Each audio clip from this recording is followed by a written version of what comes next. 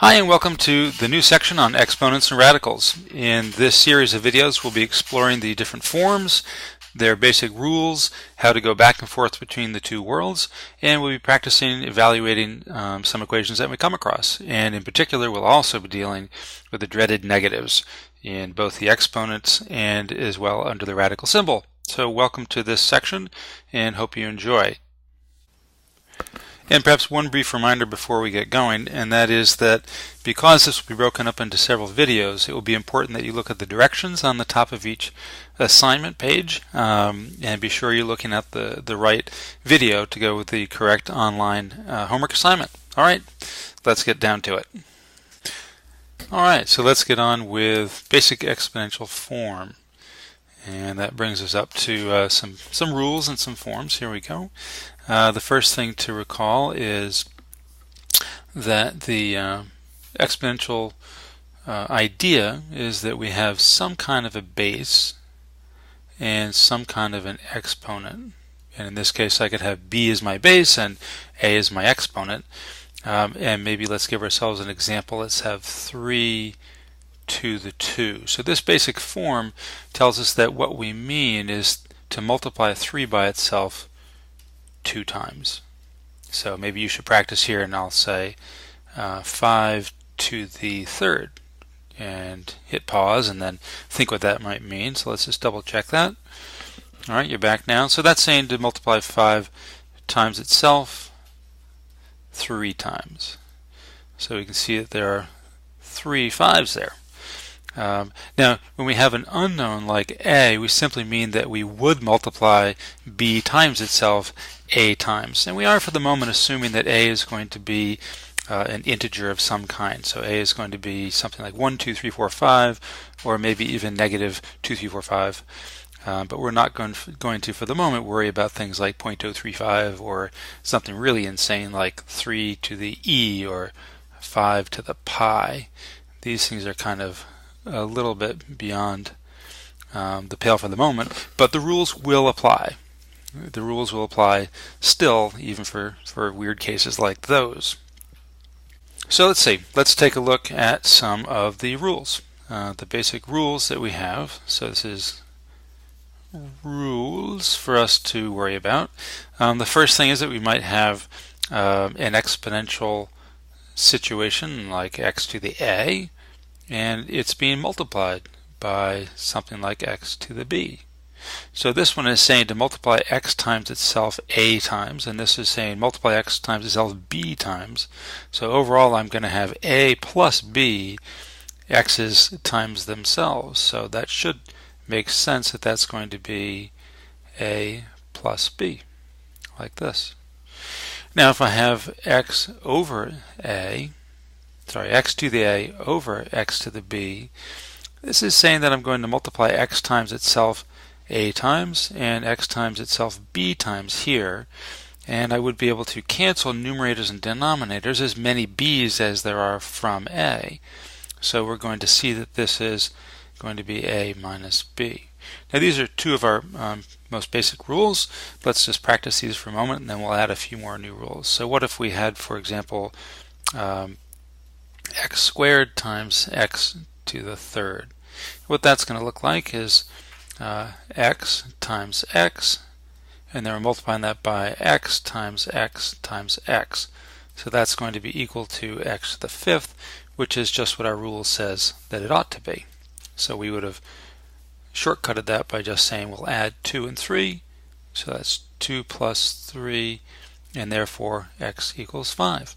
Now our second rule would be having something like, say, x to the third over x squared. Now that is the same as x times x times x all over x times x, and we can see that we can reduce 2 x's here. So I can cancel an x in the numerator with 1 in the denominator twice, and I'll be simply left with x to the 1, and x to the 1 is the same as x to the 3 minus 2.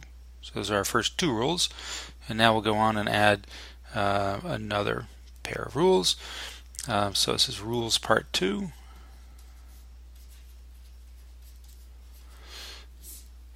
And in this case, we'll get a little more complicated. We're going to look at what happens if we have something that already is kind of an exponential setup, x to the a, and I decide to do that again to the b.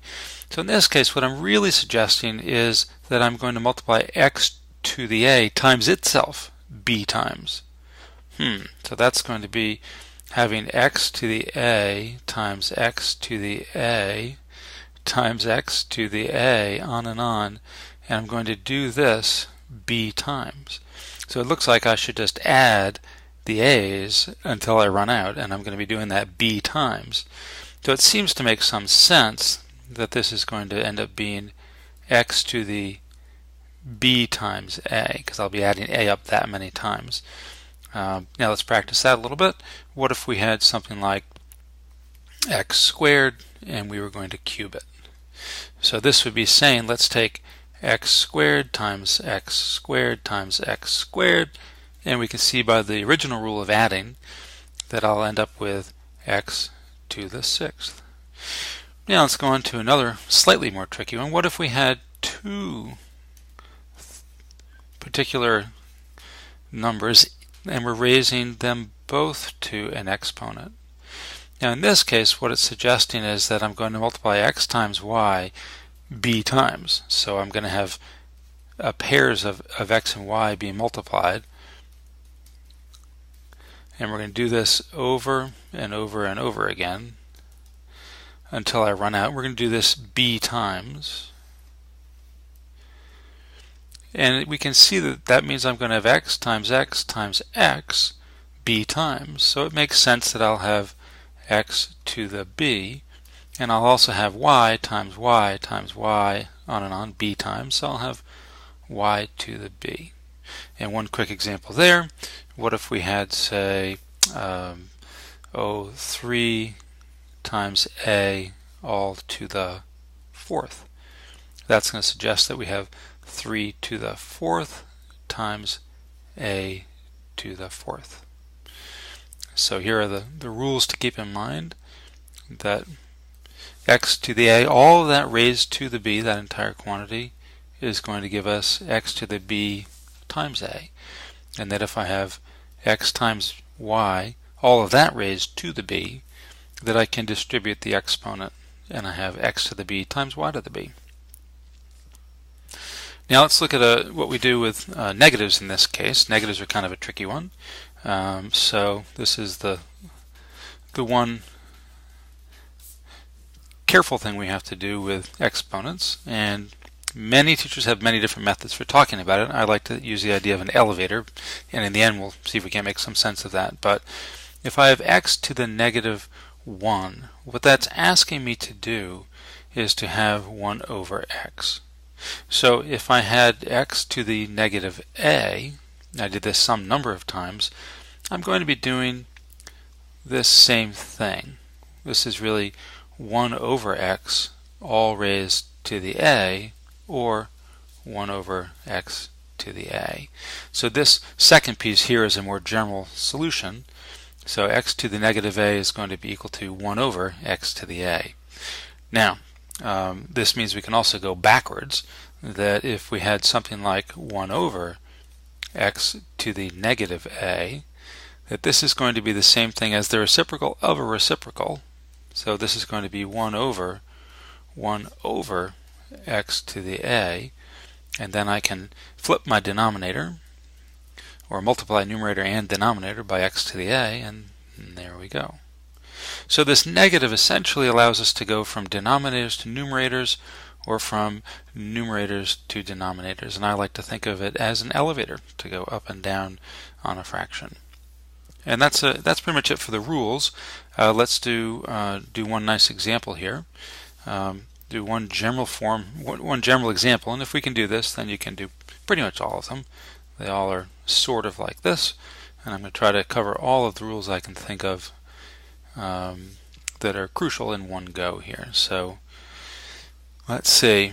Very often you'll be asked to simplify, and simplify means leaving no negative exponents and no blended bases.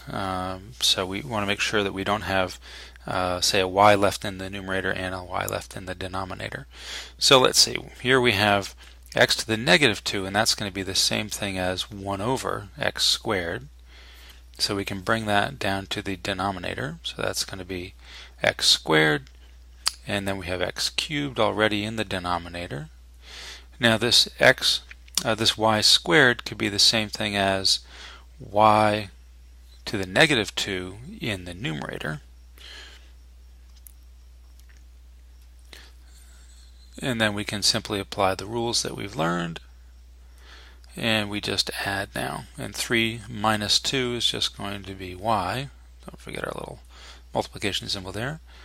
And then x squared times x cubed is going to be x to the 5th.